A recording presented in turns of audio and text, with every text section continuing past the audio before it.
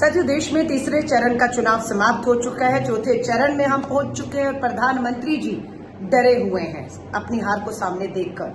पहले चरण में कोई क्या खा रहा है, मच्छी पर उनका बयान था।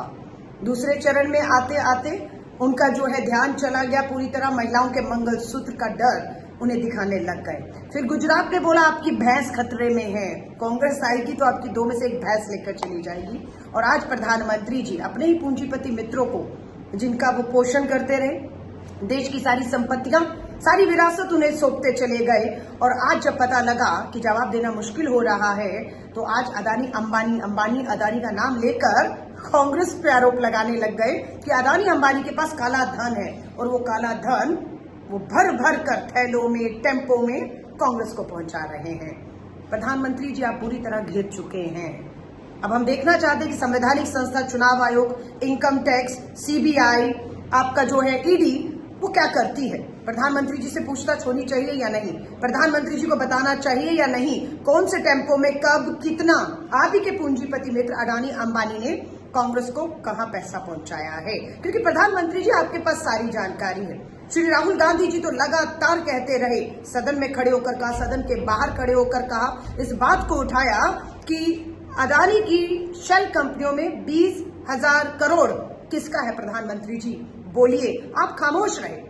लेकिन आज चौथा चरण का चुनाव जब आ गया तो आप मजबूर हो गए और आपको समझ ही नहीं आया बोलना क्या, और आप वो बोल गए जो कहीं ना कहीं बिल्कुल राहुल गांधी जी ने ठीक आपसे पूछा है कि मोदी जी बताइए, आपका निजी अनुभव बताता है कि आपके पूंजीपति मित्र अडानी अंबानी इलेक्ट्रोल बॉन्ड के माध्यम से कहें या नोटबंदी में किस तरीके से उनका काला धन आपने सफेद कर दिया रातों रात। जनता बेचारी सोचती रह गई कि काला धन आएगा, 15 लाख उनके बैंक खातों में आएगा, वो तो आया नहीं।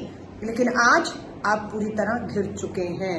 हम दोबारा से बिल्कुल लोकतंत्र का मुद्दा, संविधान का मुद्दा खड़ा रहेगा। हम आपको मुद्दों से भटकने नहीं देंगे, ना देश को भटकाने देंगे आपको। आज लोकतंत्र को बचाने की लड़ाई है, संविधान को बचाने की लड़ाई है। देश में महंगाई, बेरोजगारी मुद्दा है।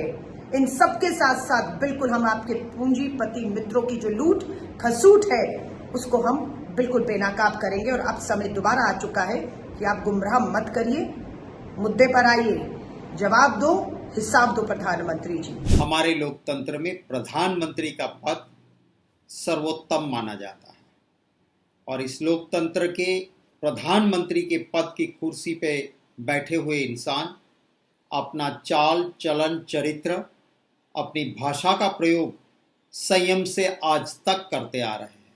आज तक जितने भी प्रधानमंत्री जी आए, उन्होंने इस बात की हर वक्त चिंता की कि अगर मैं राजनीतिक किसी कारणोंवश भी बोल रहा हूं, पर मुझे ये नहीं भूलना चाहिए कि मैं देश का प्रधानमंत्री हूं। और इसका ख्याल सब ने रखा। मुझे आज दुख हो रहा है कि हमारे गुजरात से आते नरेंद्र मोदी जी आज देश के प्रधानमंत्री जी हैं। कैसी भाषा का प्रयोग कर रहे हैं, क्या बोल रहे हैं, क्या ये शोभा देता है एक प्रधानमंत्री जी की कुर्सी को? महात्मा गांधी जी ने सत्य और अहिंसा पूरी दुनिया को इसका पाठ सिखाया और हम फक्र से कहते हैं कि महात्मा गांधी जी का गुजरात है। और उसी गुजरात की जन्मभूमि से आए हुए नरेंद्र मोदी जी आज जिस भाषा का प्रयोग कर रहे हैं, जितना बोल रहे हैं, क्या क्या कह रहे हैं, ऐसी मशीन कांग्रेस लाएगी, आपके घर में घुसेगी, मंगलसूत्र उठा के ले जाएगी। क्या ऐसा हो सकता है कभी? अगर आपके पास 2 भैंस है तो एक भैंस कांग्रेस लेके चली जाएगी। क्या यह शोभा देता है प्रधानमंत्री जी को? अरे आपको 10 साल हुए हैं, आपको काम के नाम पे वोट मांगने चाहिए। आपने गारंटियां दी थी, उसमें सब जगह फेल रहे हो। पर इसका मतलब ये तो नहीं कि मेरे देश के प्रधानमंत्री हो आप, भाजपा के सिर्फ नहीं हो। मेरे देश के प्रधानमंत्री की कुर्सी पे बैठ के आप क्या क्या बोल रहे हो? राहुल गांधी जी हैं, उन्होंने हर वक्त जनहित के मुद्दे उठाए। अगर कोई बड़े बड़े उद्योगपति भी इस देश को लूट रहे हैं तो कोई उन्होंने शर्म नहीं रखी, जनहित में आवाज उठाई है। राहुल गांधी जी ने आम आदमियों के लिए बात की है। दुनिया में कोई भी नेशनल लीडर 4,000 किलोमीटर कन्याकुमारी से कश्मीर तक का फासला पैदल नहीं चला है। राहुल गांधी जी चले और सबसे गले मिले, फिर भी उनके लिए अरे कोई शहजादा, आप चल के तो शहंशाह दिखाइए। एक दिन भी, जितना राहुल गांधी जी चले थे उतने दिनों में से एक दिन का फासला भी आप पैदल चलिए, और जैसे राहुल गांधी जी गरीब को, किसान को, युवा को, कोई भी कमजोर हो, सब आके उनको गले मिल सकते थे, ऐसे आप चल के दिखाइए। ऐसी बातें मत कीजिए। मोदी जी, अब आप अपने दोस्तों के लिए कह रहे हो, आपने कभी भी अदानी के ऊपर एक लफ्ज नहीं बोला है। आपने अदानी अंबानी का कभी भी किसी काम का, जो चाहे जनहित के खिलाफ भी हो, एक लफ्ज नहीं निकाला है अपने मुंह से। और अचानक से आपको ये याद आ गया कि राहुल गांधी जी अदानी अंबानी का नाम नहीं लेते क्योंकि टेम्पो में भर के पैसे काला धन गया। अरे ओ मोदी जी, आपको पता है ना कि वो काला धन था। कौन रोक रहा है? सीबीआई आपकी है, ईडी आपकी है, इनकम टैक्स आपका है। भेज दीजिए दोनों के वहां और ढूंढ लीजिए कि काले धन में से कितना काला धन टेम्पो में भर के कांग्रेस पार्टी में आया था। ये राहुल गांधी जी के लफ्ज है। वो इंसान है जिसे आपकी तरह ना शासन का मोह है, ना पैसों से लगाव है। जो दिल से मानते हैं वही तो वो बोलते हैं, और जो बोलते हैं वो करके दिखाते हैं। आप कह रहे हो कि नाम लेना बंद हो गया तो टेम्पो में काला धन पहुंच गया, तो आपने तो कभी लिया ही नहीं भैया। मैं गुजरात से हूं। आप जब मुख्यमंत्री थे, मैं विरोधी दल का नेता था, आपके सामने हमारा आमना सामना विधानसभा में होता रहता था। आपने तो हर वक्त उनको बिल्कुल कवच दिया, प्रोटेक्शन दिया, और कभी एक लफ्ज नहीं बोला था। तब तो फिर आपको टेम्पो में नहीं, ट्रकों में भर के पैसे आए होंगे ना, तभी तो आप ये लफ्ज निकाल रहे हो। और ये भी याद दिला दूं, सारे यूट्यूब पे भाषण है, दूर जाने की जरूरत नहीं। अभी इसी चुनाव में चंद दिन पहले राहुल गांधी जी पाटन आए थे, और आपके दोस्त का मोदी जी नाम भी लिया था और उसके कारनामों का चिट्ठा भी खोल के रखा था। तो ये आप मत रहिए भ्रम में कि ऐसा झूठ का सहारा लेने की वजह से आपको कोई राजनीतिक फायदा होगा। जनता बोली जरूर है, पर जनता को मूर्ख समझने की कोशिश मत कीजिए आप। हम समझ सकते हैं कि आपको शासन से इतना प्यार है कि जैसे बिना जल मछली नहीं रह सकती, सत्ता के बिना आपको बहुत बौखलाहट हो जाएगी, हम जानते हैं। ठीक है, लोकतंत्र में मानिए, लोग तय करेंगे। इतनी भी क्या बौखलाहट है कि आप उस पद की गरिमा को, आप प्रधानमंत्री की कुर्सी को कलंकित करने जैसी भाषा का प्रयोग कर रहे हो। कृपया मत कीजिए ये मेरा गुजरात हमारा गुजरात है, जिसकी इज्जत महात्मा गांधी जी ने सत्य और अहिंसा से पूरी दुनिया में बहुत बहुत बढ़िया बनाई है। कृपया इसे कलंकित ना करें। राजनीति कीजिए, काम पे वोट मांगिए। मैं समझ सकता हूं कि काम पे वोट मांगना मुश्किल है। आपने कहा था 2 करोड़ नौकरियां आएगी, आई नहीं। आपने कहा था काला धन वापिस आएगा, 15-15 लाख अकाउंट में आएंगे, किसी के अकाउंट में आया नहीं। आपने कहा था किसान की आय दुगनी कर दूंगा, अरे खर्चा दुगना हुआ, आय तो बढ़ी नहीं। आपने कहा था मेरे सेना का 1 सर जाएगा, 20 सर लेके आऊंगा। अरे हमारी चाइना बॉर्डर पे मेरे बिहार रेजिमेंट के 20 जवान शहीद हो गए। आप तो किसी को खरोच तक चाइनीज सिपाही को नहीं कर पाए। यहाँ हमारे लोग शहीद होते थे और बिना बुलाए आप पाकिस्तान चले गए थे। हम ये भी जानते हैं कि आपकी ये बात थी कि आतंकवाद चला जाएगा, गया नहीं। आतंकवाद इस 10 साल में आपके और बढ़ा। कितने लोगों की जानें चली गई, ये आप ही थे, आपने कहा था महंगाई चली जाएगी। ये आप ही थे जो कहते थे कि जो गैस का सिलेंडर है उसको मित्रों नमस्कार करके वोट डालने जाना, क्योंकि इन्होंने, कांग्रेस ने 400 रुपये का गैस का सिलेंडर किया है, सिलेंडर छीन लिया। लेकिन आज क्या हुआ 10 साल में? वो 400 वाला गैस का सिलेंडर आपने 1100 पे पहुंचा दिया, पेट्रोल और डीजल महंगा कर दिया। आपने ही तो कहा था ना कि रुपया कमजोर, समझो दिल्ली की सरकार कमजोर, प्रधानमंत्री कमजोर। अरे वो तो मनमोहन सिंह जी और सोनिया जी का नेतृत्व अच्छा था कि रुपया मजबूत रहा। इंटरनेशनल मार्केट में भी रिसेशन होते हुए, मंदी होते हुए भी रुपया मजबूत रखा था। आज आपके दौर में आपकी उम्र से भी रुपया आगे निकल गया और सबसे ज्यादा कमजोर हुआ। आप राम मंदिर के नाम पे भी वोट नहीं बटोर सकते, क्योंकि आपने शंकराचार्य जी महाराज की बात नहीं मानी। शंकराचार्य जी महाराज ने कहा था कि अधूरे मंदिर में प्राण प्रतिष्ठा नहीं हो सकती। सच कहा था। हमारे सनातन धर्म में, हिंदू मजहब में शंकराचार्य जी महाराज से ऊपर कोई नहीं हो सकता है। पर आपको तो चुनाव से पहले कर देना था। वेट करते मंदिर पूर्ण होता तो चुनाव खत्म हो जाता, इसलिए जल्दबाजी की आपने। शंकराचार्य जी महाराज ने कहा था ये पाप है, क्योंकि जो कंगोरे का काम बाकी है उसको करने के लिए जब मजदूर ऊपर चढ़ेगा और तुमने प्राण प्रतिष्ठा कर ली तो मजदूर के चरण राम लल्ला के मस्तक पे आएंगे। ये घोर पाप है। और फिर भी आपने ये बात नहीं मानी, तो अब राम मंदिर के नाम पे भी आप वोट नहीं बटोर सकते। हम एक पॉजिटिव एजेंडा के साथ निकले हैं कि हर गरीब घर में मुख्य महिला जो होगी उसको 1 लाख रुपया सालाना देंगे। हम कह रहे हैं कि युवा को 30 लाख नौकरियां जो आपने खाली रखी है वो तुरंत दे देंगे।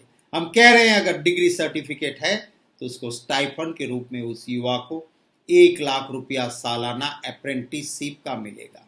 हम कह रहे हैं कि जो आपने कह के नहीं किया वो मिनिमम सपोर्ट प्राइस, एमएसपी किसानों के लिए कानून होगा। जीएसटी किसानों के ऊपर से हट जाएगा। हम कह रहे हैं मोदी जी कि जो मजदूर श्रमिक है उसका हम कल्याण करेंगे। और आप कहोगे कि कहाँ से पैसे आएंगे?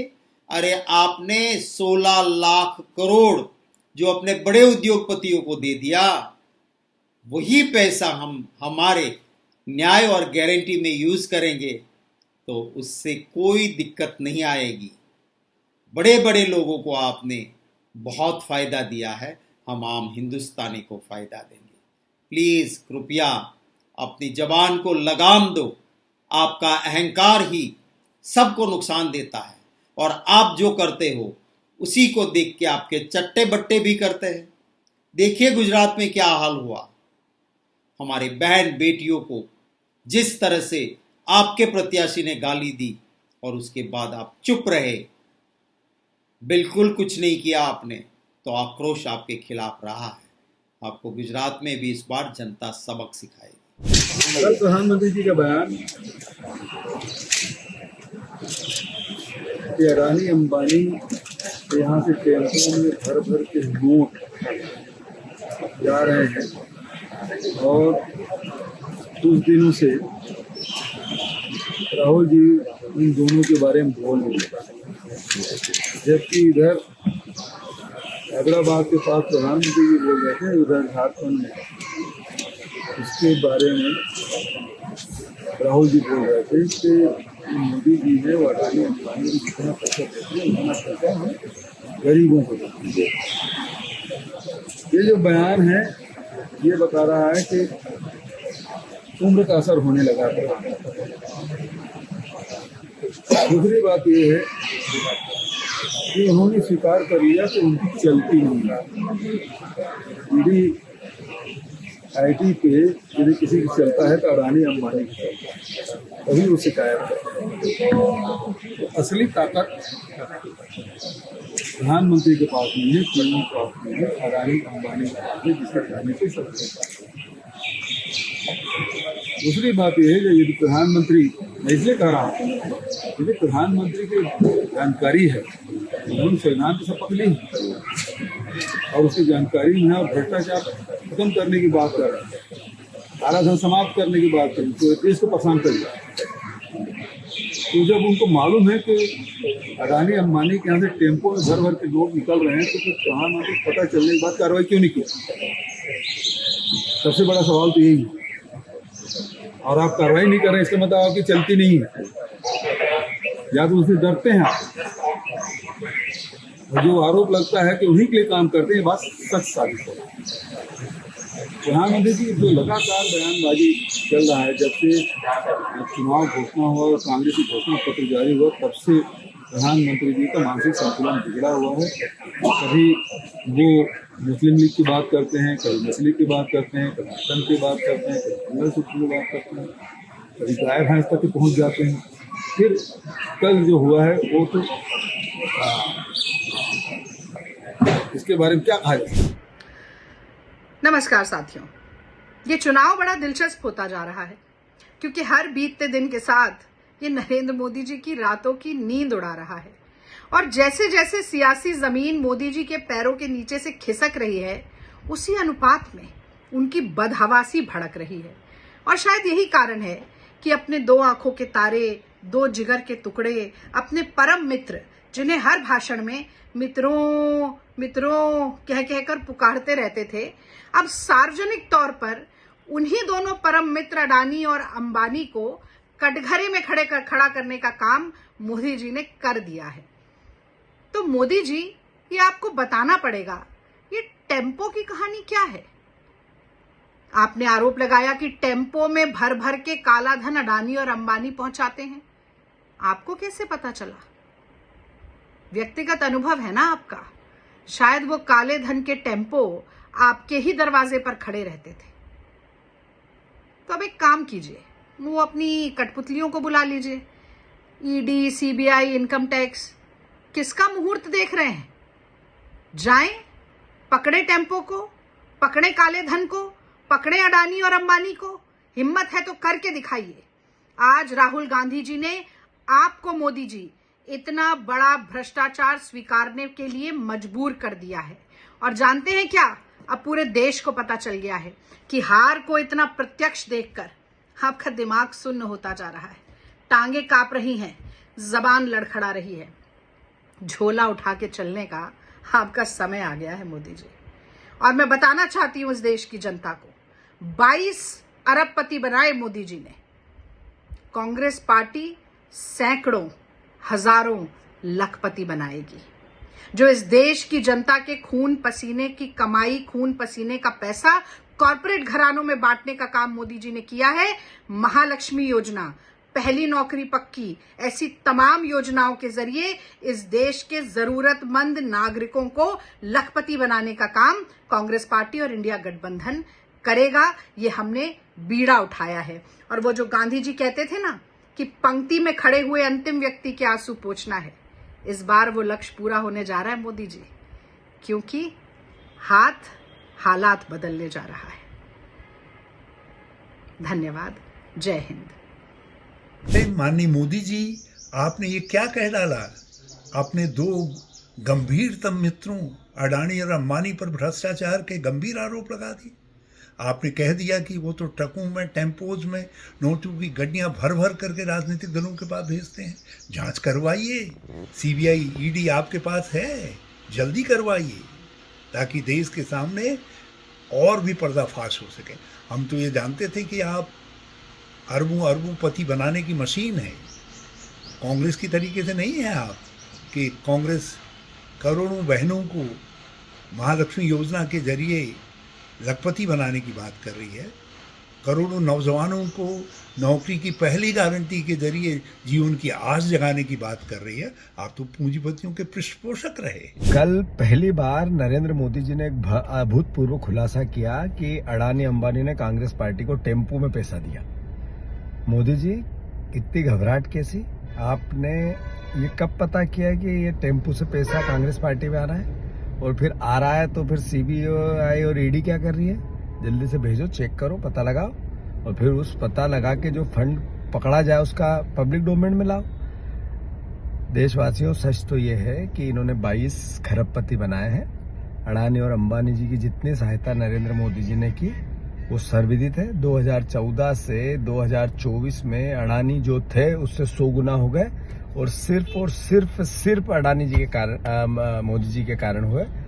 दूसरी बात यह है कि कांग्रेस पार्टी ने निर्णय लिया, राहुल गांधी जी ने निर्णय लिया कि हम अरबों करोड़ों लखपति बनाएंगे। जो महालक्ष्मी योजना है, हर बहन के खाते में 8,500 और जो पहली पक्की नौकरी युवाओं के हर युवा के खाते में 8,500। जो परिवार के किसान हैं उनके खाते में भी कर्ज माफी का हिस्सा आता है।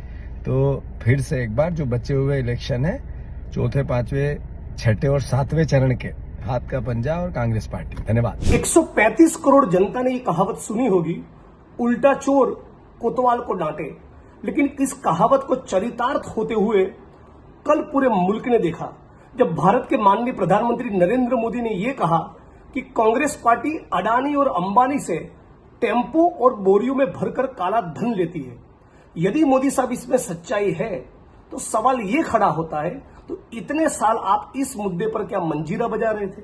अब तक आपने ईडी, सीबीआई और इनकम टैक्स का छापा मरवाकर अडानी और अंबानी की गिरफ्तारी क्यों नहीं करवाई? आपको ये इंफॉर्मेशन किस प्रकार से मिली? आप तो प्रधानमंत्री है, चुनाव सर पे है, आप बौखलाहट के कारण झूठ बोल नहीं सकते, तो मानते आपने सच बोला होगा। तो कल ही गौतम अडानी और मुकेश अंबानी के घर ईडी, सीबीआई और इनकम टैक्स बेचकर सारा काला धन एकत्रित करिए और भारत सरकार की तिजोरी में डाल दीजिए। कभी कभी कुछ बातें ऐसी होती हैं कि आप अपनी हंसी सुनकर रोक नहीं सकते। कल का प्रधानमंत्री नरेंद्र मोदी जी का भाषण भी वैसा ही था, जिसको सुनकर कोई भी भारत का नागरिक अपनी हंसी नहीं रोक पाएगा। प्रधानमंत्री जी पूंजीपतियों के खिलाफ बोल रहे थे, वो भी अडानी अंबानी जी के खिलाफ बोल रहे थे। अब भला बताइए कि एक साल में अडानी जी को 9 लाख करोड़ रुपए का फायदा पहुंचवाकर, सारा एयरपोर्ट उनको देकर, सारे पानी के बंदरगाह जहाज के उनको देकर के, सारे खदान उनको देकर के, और मोदी जी अडानी जी के खिलाफ बोल रहे हैं। एक घरेलू शादी के लिए जो हमारे सेना का एयरपोर्ट है उसको 10 दिन के लिए अंतर्राष्ट्रीय हवाई अड्डा बनाने के बाद अब नरेंद्र मोदी जी पूंजीपतियों के खिलाफ बोल रहे हैं। तो ये और कुछ नहीं है, पहले चरण, दूसरे चरण और तीसरे चरण में जो रिपोर्ट आती रही कि मोदी जी अगर चुनाव हार रहे हैं, लोगों ने 3 चरणों में उनके खिलाफ वोट किया है, उसी के सुधार के लिए मोदी जी अंबानी जी और अडानी जी और बड़े पूंजीपतियों के खिलाफ बोल रहे हैं। देश की जनता मगर जानती है, सबों को याद है कि जब राहुल गांधी जी ने अडानी जी के खिलाफ पार्लियामेंट में आवाज उठाई थी तो उनकी सदस्यता खत्म करने का षड्यंत्र हुआ था। ये हम आप सब जानते हैं। इसलिए देश की जनता, अब तो राहुल गांधी जी की भाषा बोलने लगे हैं नरेंद्र मोदी जी, तो देश की जनता ये जान गई है कि चुनाव में हार देखते हुए बाकी जो बचे हुए चुनाव के चरण हैं उनमें मोदी जी सुधार चाहते हैं। लेकिन अब पछतावत क्या हुई, जब चिड़िया चुन गई खेत। देश के लोगों को मालूम हो गया है कि ये सरकार पूंजीपतियों के द्वारा पूंजीपतियों के लिए और पूंजीपतियों की ही सरकार है। इसलिए देश की जनता अब भटकने वाली नहीं है और निश्चित रूप से बाकी बचे हुए चरण में भाजपा और नरेंद्र मोदी जी के खिलाफ वोट करके देश की जनता एक नई सरकार का गठन करेगी, ऐसी हम आशा और उम्मीद करते हैं। बहुत धन्यवाद। राहुल जी ने सच कहा है, मोदी जी अडानी अंबानी से छुप के मिलते हैं चोरों की तरह, और वो तस्वीरें तो जनता देख चुकी है। जहां तक कांग्रेस पार्टी को पैसा देने की बात, वो तो सवाल नहीं उठता। जब इन लोगों को देने की पैसा को राहुल जी ने गरीब माताओं को, बहनों को, महिलाओं को नारी न्याय में देना जा रहे हैं, युवा न्याय में देने जा रहे हैं, तो जब करोड़ों लखपति बन रहे हैं तो ये अमीरपति, ये सब अरबपति, ये कैसे देंगे कांग्रेस को पैसा? ये तो सवाल नहीं उठता है। और मोदी जी के पास कोई प्रमाण तो है नहीं, लेकिन उनका सारा प्रमाण है कि इनके साथ हैं और इनका कितना लाख करोड़ रुपया बैंक का वेव किए हैं वो भी है। तो इसलिए जनता, देश की जनता अब समझ चुकी है। 3 चरण में जो चुनाव हुआ उसमें रिजल्ट इंडिया अलायंस का आ चुका है, इससे बच नहीं सकते। इंडिकेशन देश की जनता को मिल गया है और उड़ीसा भी उस दिशा में चल रहा है। कल नरेंद्र मोदी जी ने इलेक्शन रैली में बोला जो अडानी अंबानी जो उसका जिगर का टुकड़ा है, मोदी जी का अपना जो मित्र है, अडानी अंबानी ने टेम्पू में भर के पैसा दिया। तो पहले मैं मोदी जी आपसे जानना चाहता हूं, आपका इतना एक्सपीरियंस कैसे हुआ? आपको टेम्पू भर के अडानी अंबानी ने पहले पैसा दिया था, नहीं तो आप ऐसा बात कैसे कर सकते हैं? और आपने जिसका बारे में कभी भी पार्लियामेंट का अंदर हो, पार्लियामेंट का बाहर हो, एक दिन भी अडानी अंबानी के खिलाफ नहीं बोला, आज अचानक आप जो आपका मित्रों का भ्रष्टाचार का बारे में आप बोलने के लिए जो राहुल गांधी जी ने मजबूर किया, तो आपने मान लिया जो वो अडानी अंबानी कितना भ्रष्टाचारी है, कितना लूट रहा है। अभी ये बात तो तैयार हो गया है जे आप तो इलेक्शन बुरी तरफ हार जाएगा।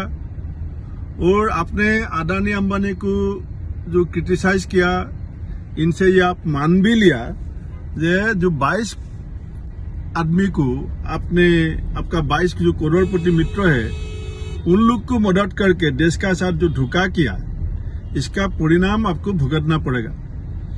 आपका जो विचार है टेम्पू भर के पैसा दे के गया, तो आपका पास तो सीबीआई है, आपका पास ईडी है, आप भेज दीजिए।